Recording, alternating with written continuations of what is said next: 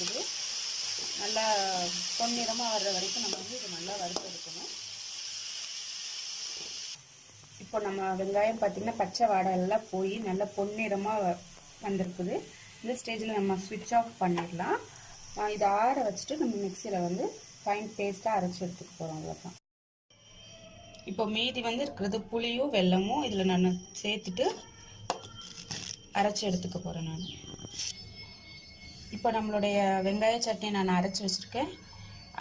அதுக்கு இப்போ நம்ம வந்து ஒரு சின்ன தாளிப்பு மட்டும் கொடுத்துடலாம்.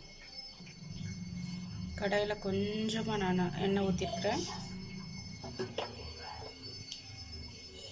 அதில் மஸ்டர்ட் சீட்ஸ், உளுந்து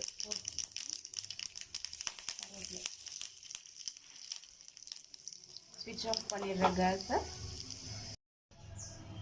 இப்போ நம்மளுடைய வெங்காய சட்னி